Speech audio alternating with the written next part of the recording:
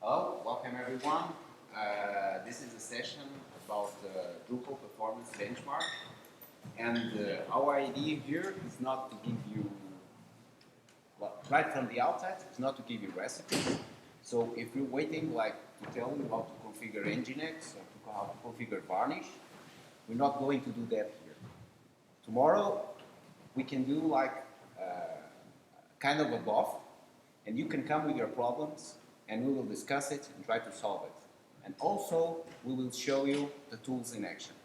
What we wanted to show you here is how to think about performance in Drupal.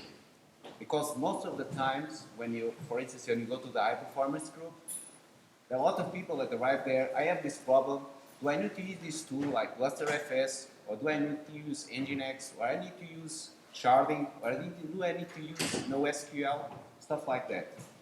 What we are going to tell you here is that most of the times you really don't need that.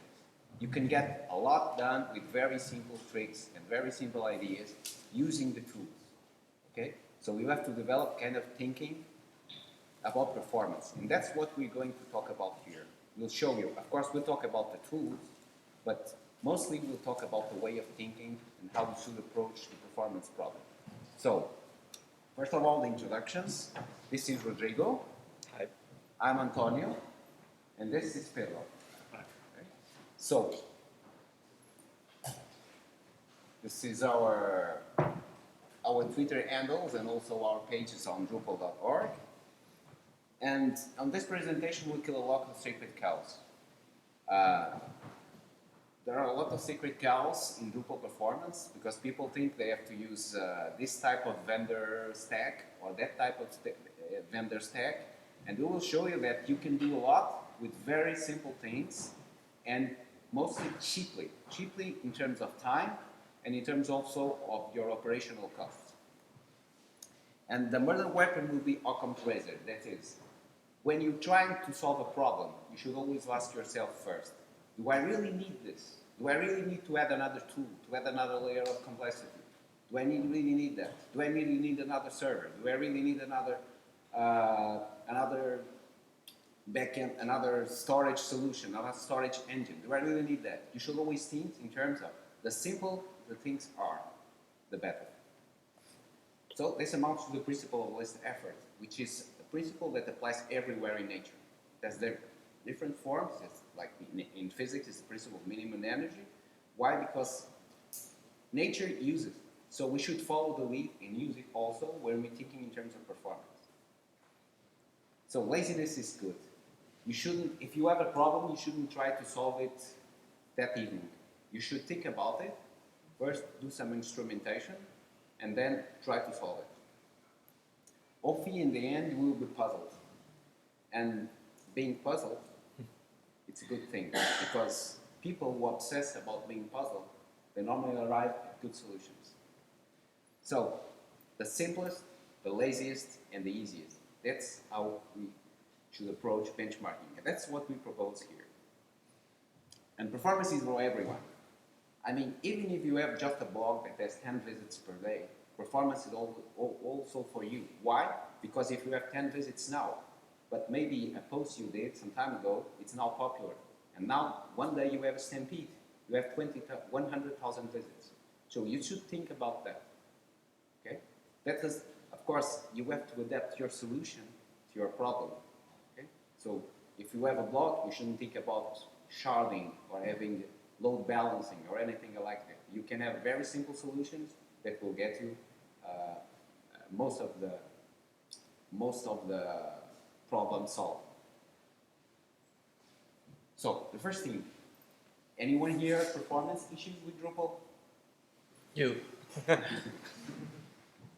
So I think most of us have performance issues with Drupal, and we will go to the several layers and the several problems that Drupal has. And what we want to emphasize is about system thinking. While you have to think not about the PHP part or the database part or the HTTP layer or the caching layer, you have to think global and think that the closest that you are to the client, the best you are. Okay? So if you have a problem, the first thing to do is not to go and try to tweak the kernel. That's not the thing you do. The thing you do is, how can I get this to load faster in my browser? That's the thing you should worry about. So mathematics is for everyone also. You have to think about what you want and what you want to achieve, because you can have, if you want to maximize the number of requests per second, you're paying a price somewhere else for that, okay? Also, you have to decide if you want to, when you have an accident, if you want to recover fast, or if you have an accident, you want to avoid the maximum possibility of having an accident. That's the mean time to recovery and the mean time between failure. You have to decide between them. And mostly, it's now trend in operations that the most important thing is not the mean time to recovery, because the larger your site is, the more performance problems you have, it's bound to have failures. And what you want to do is to minimize the time between failures. And the question is, do you monitor your performance? Like anyone here monitor live system performance? Which tools? Excuse me? You? Any cheap solution? Any free solution? New Relic costs money. Top. Only top. Well, see how many connections you've got, see how many patch processes are running. Okay. And And for historic data, live system? Moonin, Okay. You always need to monitor your live systems, and you will learn lots of things when you have historic data. 1 year of data is invaluable for a live system. And also, Drupal first log table has tons of information. You can write very easily union routines, and you can gather data from the live system via Drupal access log. Logs are quite important in operations. If you have more than a machine, you should be aggregating logs. There are different tools. I recommend look at the log stash, great log. With these two, you can easily search your logs and gather information. So there's the economic point. Yes. So I think that when people think about performance, normally the person that worries about economics is not the same person that is doing the performance optimization work. And it should be, because economics is just not a question of money. It's also a question how you approach the problem. You have to think about the costs in terms of the number of requests you have, the volume, the peak traffic that you will serve, and also the operational costs. Normally, it's someone else that worries about it. You have to think also about it, because if you now introduce another layer of complexity in your stack, and suddenly the person that installed that layer and configured it is not available, now that turns back to you. It's now you that have to solve the problems because someone phoned you Saturday at 3 a.m. Okay? Someone phoned you to solve a problem. It's on you to solve it. And also that you have to think about the concept of return on investment. You have to show to the person that is handling the money that investing his performance is something that has returns. A site that flows slowly is a site that doesn't make money. And there are experiences that Amazon did some time ago where they measured the differences between the checkout procedure, completing the checkout procedure if the page loads a little bit slowly. And there was a big difference on that. It's exponential, it's not linear. So,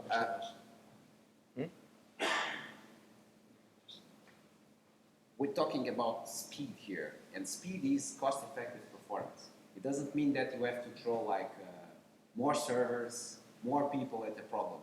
What you have to think is, how can I get the greatest speed with the minimum of expense? That's what we talk about here. So slowness, downtime, operations, all this costs you money. Okay? You have always to consider these things. And I think most people here are mostly focused on the technical part. And if you think about this other aspects, this helps you solve the problems on the technical side. Why? Because instead of rushing to do the solution or to implement this new latest fad, you think about, okay, how can I really take into consideration the costs? Also, I think that will be valuable for you because I think your employer or the person you're working for will see, okay, this guy really understands how things work and what is needed to be taken into account to solve the problems. So I think also in the end it pays back to you also in a directly monetary fashion, I think. So right now, It's also like a philosophical thing. Not only the tools matter, the people behind the tools. How do you use them?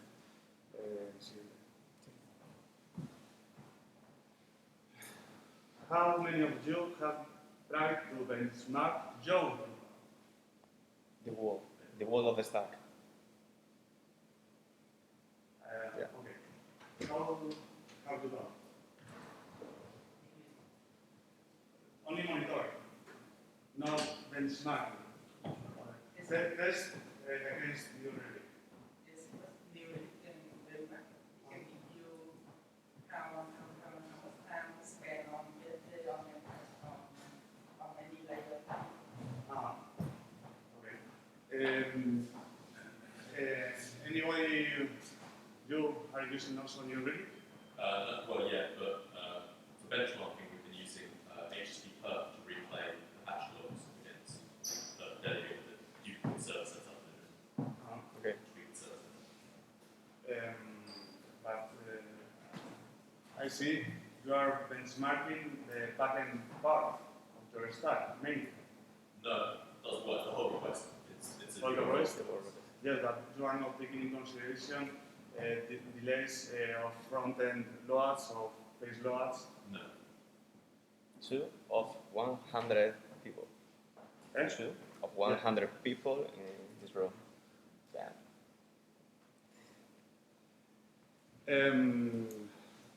Well, this is again the same. Don't try to do complex things. Try to do the simplest things you can do.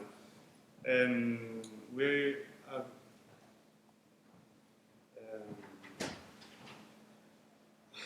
the last philosophical point. You must know your stack, what models you use, what technologies, what kind of database setup. But you also must know your targets. I have found several times a client, I asked him, how many requests do you want to serve? I don't know. What's your estimation for page load? I don't know. What are your time between files? I don't know.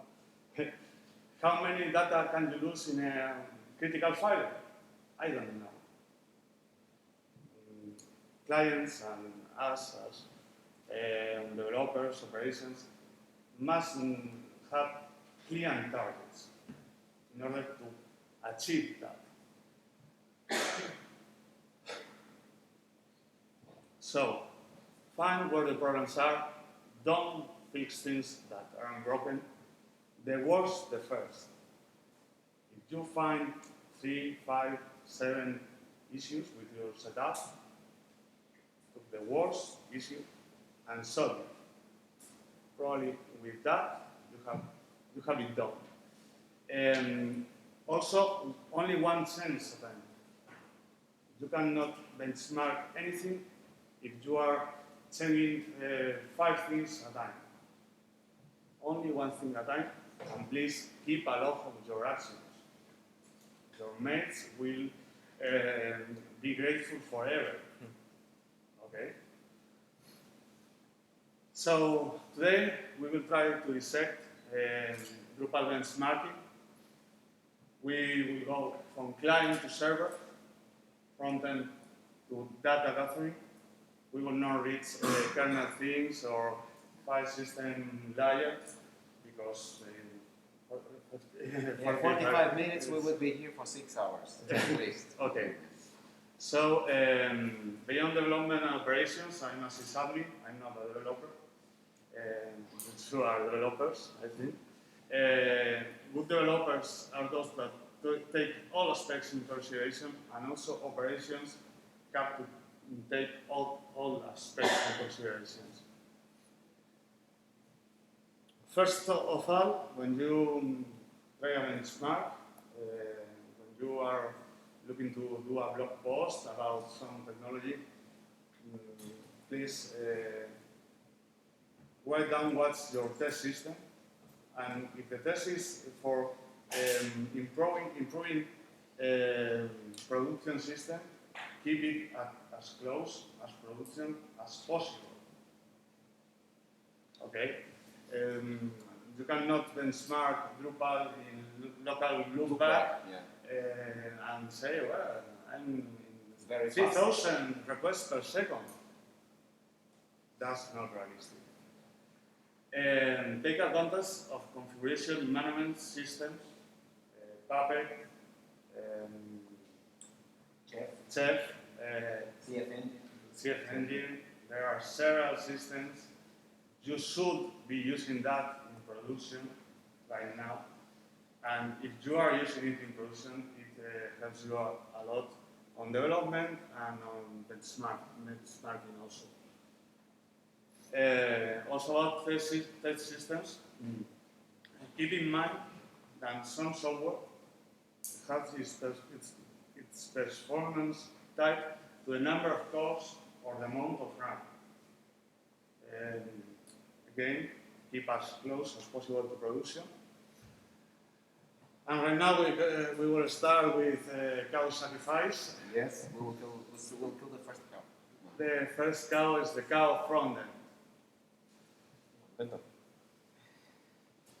This is the first cow, and the biggest problem in the load of the web page really is in the client part, because it's the part of the user can see.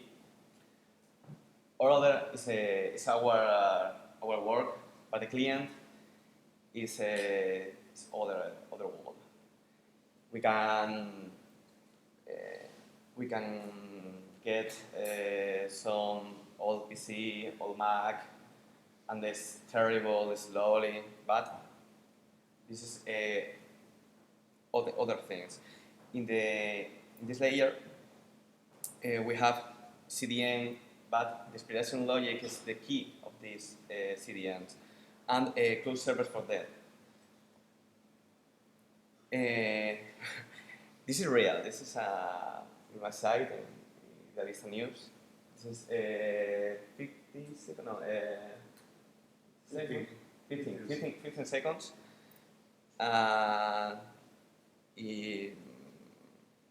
One week ago, and this in this point, I 15 seconds. It's 3 times minor of this time. The most important thing is the block events of JavaScript, because if you don't work properly the load of this JavaScript, this block or the render of the page.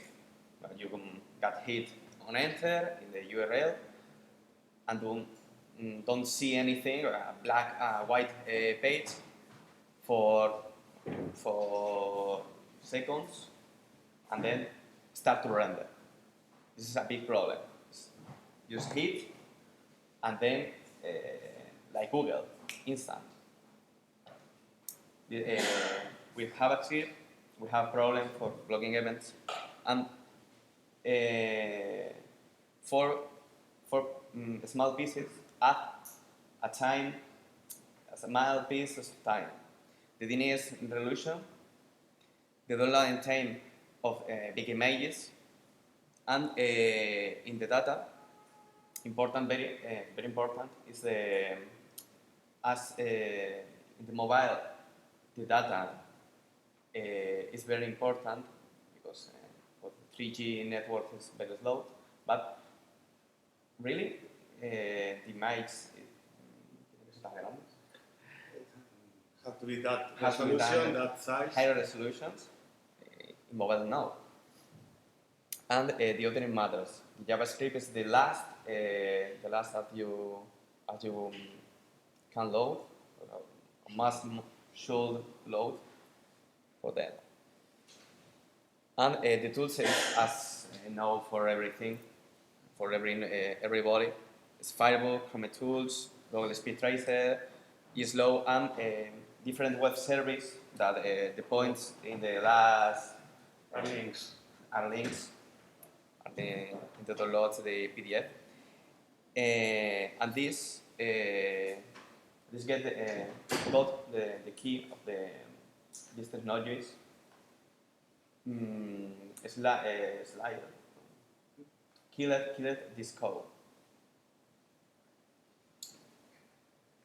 Oh, sorry about my English. Just a point now, with benchmarking front end, you will also see if you have a problem on back end. If first byte of back end is slow to reach the client, it will be an issue probably that you have to target and fix.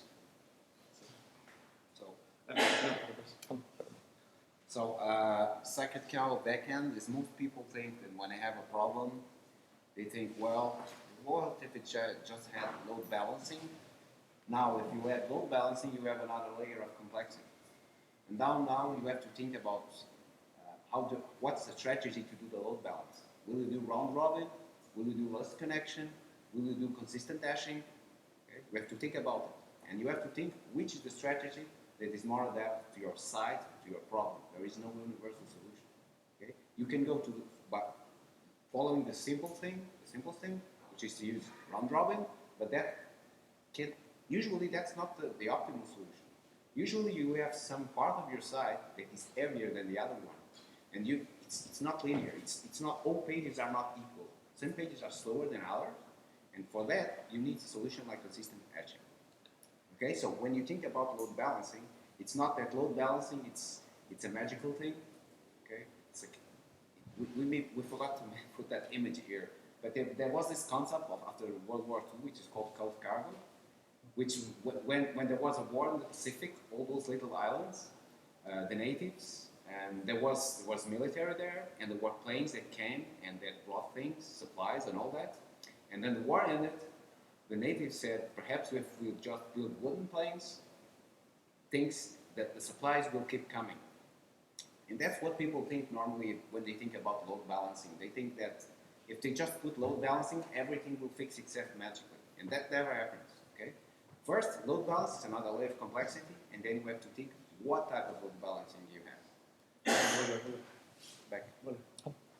Also, if you add more webheads, okay, you can add more webheads, and now you have to think about cache consistency, okay? Because if client A goes to webhead 1 and client B goes to webhead 2, okay, do they get the same thing? Will they get the same thing or not? You have to think about it. Another thing that people think is they are using a server, and the server is not very performant. So they think, why shouldn't I switch to another server? So they think, I have a problem with Apache and pre-fork, maybe I should try Nginx. But when they go to Nginx is another world. You have to think very well if that's really what you need. Because if you're comfortable with Apache, you can stay with it, okay? Of course, you gain something when you go to another server, but you have to invest your time in learning how that server works and how to tweak it. It's not magically. I mean, you can get like 10 or 15% gain, perhaps. That can happen, or that could not happen. That could, what happens is that you now have a new server that you don't know what to configure, and it is a mystery to you. The old server, even if it was a little bit slow, you know how to configure, you know how to solve the problems. So you always have to think about this. It's not just because you have a new server that things will fix itself magically. Also in backend, there is two kinds of problems. We have static request and dynamic request. Static request, mostly in Drupal world, anonymous users, are things that are catchable. Things that you can catch with links, with varnish, with any system. And dynamic requests are things that are not easy to catch. You need to think about if this is catchable, for what group of users, how can I do micro catch on some parts. It's quite complex. So we will, when you are benchmarking Drupal, you have to keep that in mind, and you have to benchmark separately dynamic and static request. Yes. Just to add, for example, when you are doing anonymous users, doesn't make any sense to use like server-side includes or anything like that, or edge-side includes. Because, of course, if you use Akamai, you use edge-side includes. But you shouldn't think about server-side includes for anonymous users. Why? Because you just can cache all the page. You don't have to worry that different parts of the page have different expiration times. But when you go to the authenticated users dynamic, as Pedro said, you have to think about that. So the complexity just grows immensely when you go to authenticated users. Okay? And so you should think, if my site doesn't have a lot of authenticated users, maybe I just don't worry about it. I just put the anonymous users cache solution, and that works. Yeah, but also there are sites that by its nature has mainly authenticated users. So you have to start, you can forget mostly everything about cache, you can only catch images, CSS, JavaScript, and you have to start thinking out how to benchmark my authenticated users and how to solve problems. For HTTP benchmarking, we have a list of tools. You can see AB's slashed from the list. Why? Why? Because Why not? AB it's based on the Apache Portable Runtime. The Apache Portable Runtime works with threads, and what happens is when you're trying to measure another software, another server that is not based on threads, it doesn't follow, that doesn't use the Apache Portable Runtime, you'll hit a wall, and the wall is not the wall of the server that you're trying to benchmark, but is the wall of the tool, and that happens frequently with AB. So that's why it's practical. It comes with Apache and all that. Apache tools, just another package, you install it, but you have to be aware of that. Okay, AB is good to benchmark Apache mods for pre-fork. Okay, it's good for that. If you're trying to benchmark Lighty or Nginx or Cherokee or another server that has a different model with it, or even Varnish, it's not the best solution. So you have to think about other tools that are more recent and that are more adapted to that type of situation. Also, going with the list, first item is gmeter. Gmeter is great because you can record your test, the full test. You have a full browser, but most times you cannot benchmark a server from a single client. And with gmeter, that is especially remarkable. You have to cluster the test between different clients, and if you can, between different networks to see the real performance of the server. Rodrigo has more experience with gmeter. The net is a bottleneck in some of situations because one PC with 100 megabits of net is too small for several tests. This is a master slave or master very different clients on. You have to do as a cluster of 5, 10, 25 pieces, and if you want a real test of load, you must doing different networks and different searches, because the net is a bottleneck in these cases. So HTTP, I don't know very well. I like Sniff. But I know a little bit about this other one, which is a thing that is just a GitHub project. That I don't think there is a package for it yet, any distribution. WRK. Okay. And the idea is that it borrows a lot of stuff from Node.js and from other projects which are based on event loads.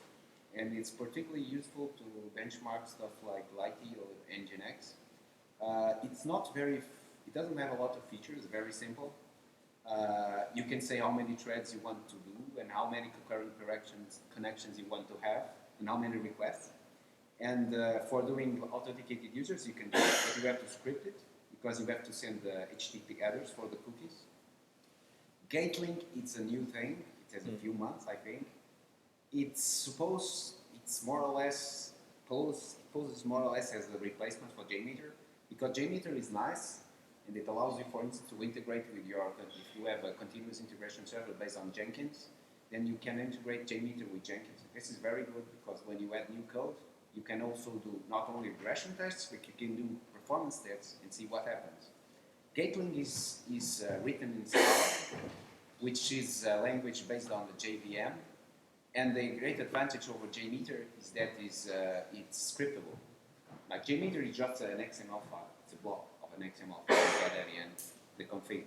With Gatelink, it's a language. You can script the language. It has a DSL, dynamic specific language, and if you want, you can do it also with Scala, if you know how to program in Scala. This other tool is an interesting tool developed by, I think it is used by a Chinese company called Alibaba Group. They are like one of the greatest sites, one of the biggest sites on the internet. And what this tool has is related to what Pedro talked a little bit ago. This allows you to do real production testing. For instance, if you have a system A, okay, that is working, is in production, and now you want to test another solution that is system B. System A is the system that is in production, and the clients are there, people are accessing the site. Now you want to see what will happen if I divert the traffic that is on system A to system B. A real live traffic situation. TCP copy allows you to do that. It works at the kernel network layer. You have to configure IP tables to do that, but it allows you to do that. It allows to direct the traffic from one side to the other in a production system. Just a quick question on that. Does it actually redirect traffic, or does it replay the traffic? So No, it redirects the traffic. So they're no longer hitting the production server, they're now hitting the test server. No. For reproduce, Varnish is a tool to copy all the traffic. Varnish replay. Replay. No, it's not a replay tool. It's just you have a production site that is getting hit, and you a site. You have a B site that you want to test, a new production site that you want to test. You just divert the traffic from one side to the other. So the packets go to both machines. Yes, it routes the traffic. You see, it routes the traffic. The It traffic doesn't stop it going to production. It goes to production and No, test. it goes to B. Okay. It goes only to B. A gets out of the. I don't know if you can do that. I never studied that deep, but it allows you to do that. I think it diverts completely. Okay, but you have to configure IP tables to do that. It's not like an easy tool to use, but it's very, very useful in that sense. And I think this Alibaba group, they use it to test their production systems, like the new solutions. So, okay. So the sacred cow of PHP is that most people, when they have a PHP problem, they think, Well, there's this thing, this guys from Facebook invented, it's called hip-hop. Must be good, because the site is a big site, and it's fast. You go there, it's very fast. And why shouldn't I install it in my production system and see how it goes? I mean, it's a compiler. PHP usually is not a compiled language, it's an interpreted language. And it should work well. Well, the problem is that hip-hop has some limitations that with PHP. There are some functions that don't work. I think it's regular expression stuff. It was worse on Drupal 6 than it is in Drupal 7, but even in Drupal 7... Even in Drupal 7, it doesn't compare. Drupal 7 doesn't compare hip-hop.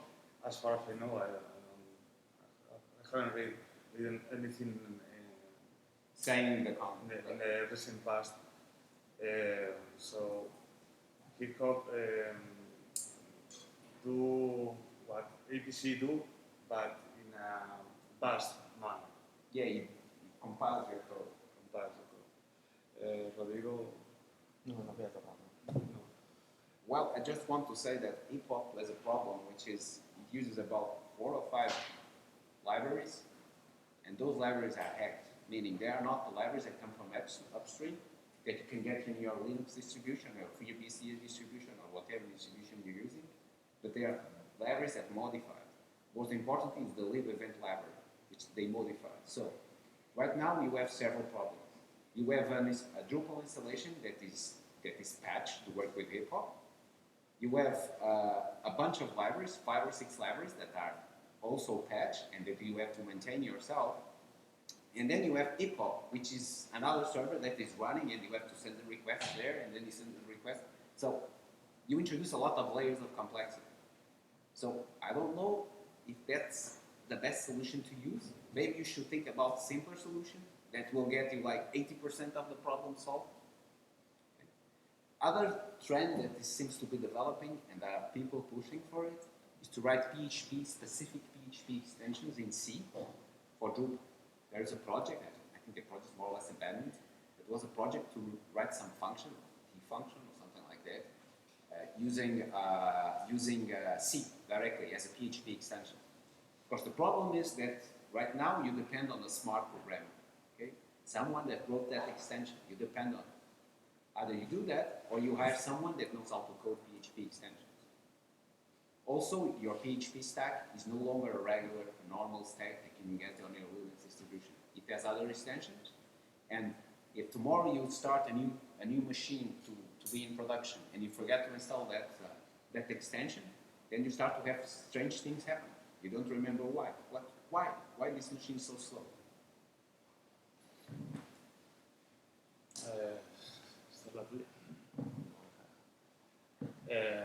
Okay, so what can you do in the PHP stack to solve problems? First of all, APC tuning. You must find where the APC values that helps your setup, your own Drupal. There's no magic type. And you have to start to profile. Most time, problems are on custom code. The problems are not with Drupal itself, but with community modules, or with the modules you have written for your site, or even the theme layer. So you need to profile your site, your code, to know what's happening there. And if you are brave and you doesn't have legacy code, you can try to write your PHP version. Normally it gives you an extra amount. Okay. Does anyone here has succeeded in having Drupal 6 work with PHP 5.4? No, nobody tried that.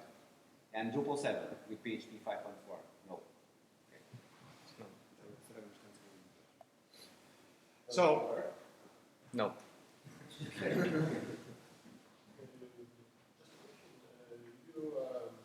spoke about the APC and why not extension also? and we have written APC, but APC, states, A accelerator, whatever you use. But keep in mind, for me, I'm a system guy. So I use APC because it's the standard. I used to use E accelerator, but servers were more fragile, more prone to fail with Apache segmentation faults and things like that. Right now I use APC, but whatever opcode crates you are using is if it is good for you. Also, if you follow all benchmarking guidelines, you can benchmark only the opcode cached part of your setup. Okay? So we are in a hurry, 5 minutes left. And in dynamic request, you have two stages. Processing, which is pure execution time, PHP execution time, and data gathering from the database server. It's difficult to detect when a problem comes from PHP itself, or a model, or code, or the database server. Because sometimes PHP is waiting for the database to fulfill a request. So it's a difficult thing to set. Here you have to keep in mind that there are logs on the database server and logs between PHP and database, and you can get help from Devel here, not only the output of Devel, but the statistic data that you can gather.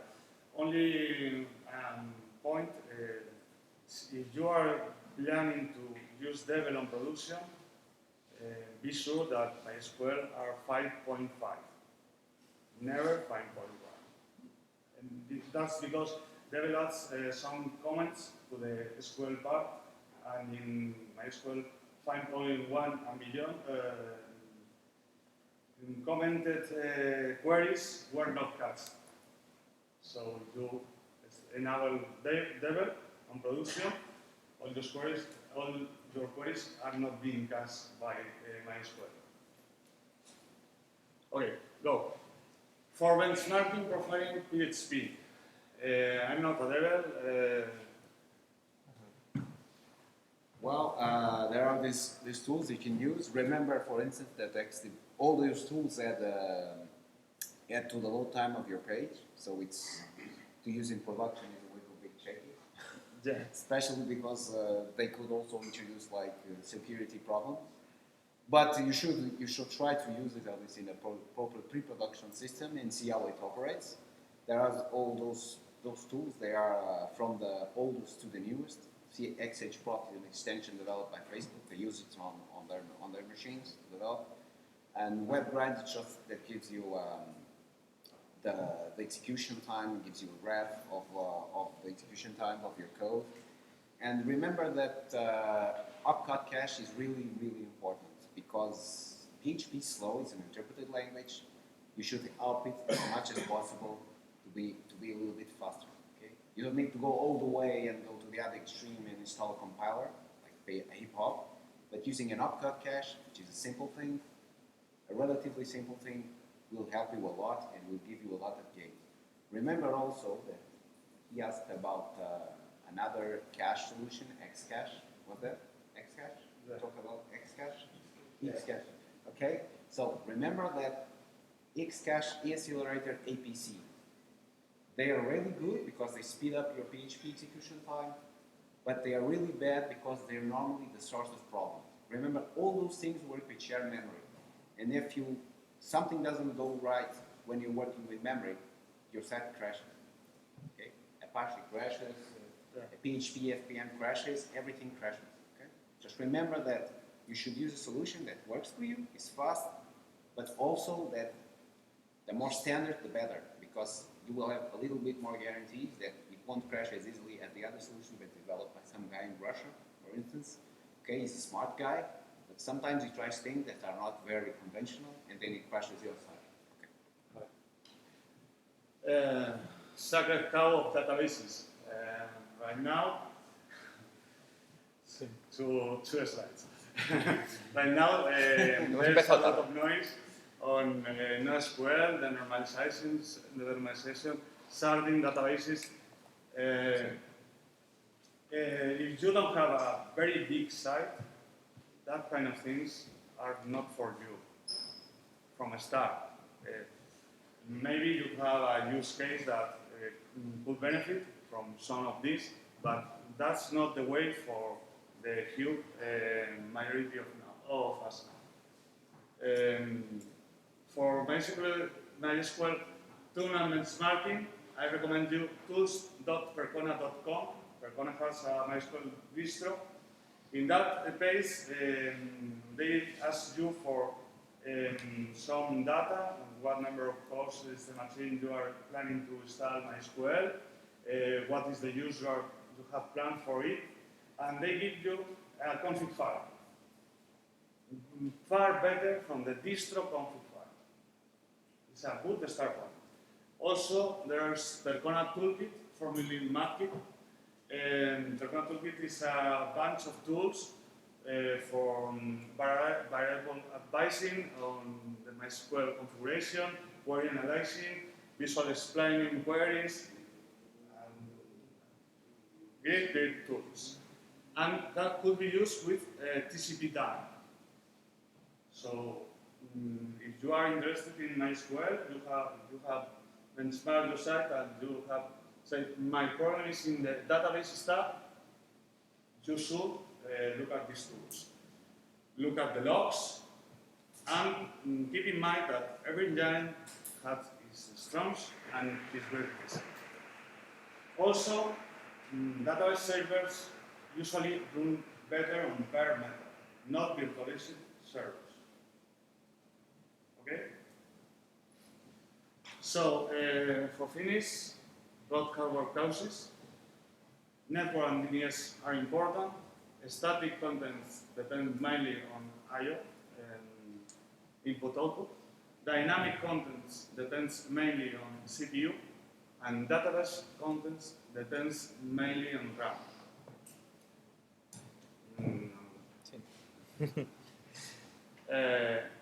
Also, this is our way. What's yours? This is not a magic site.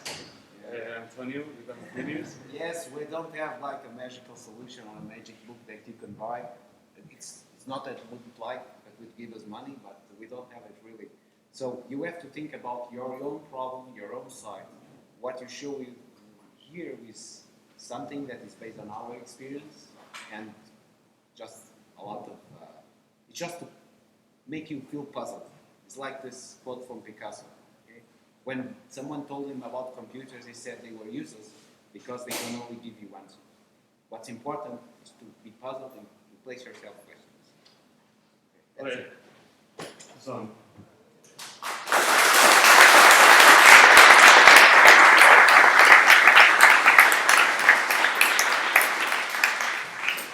There isn't any time constraint.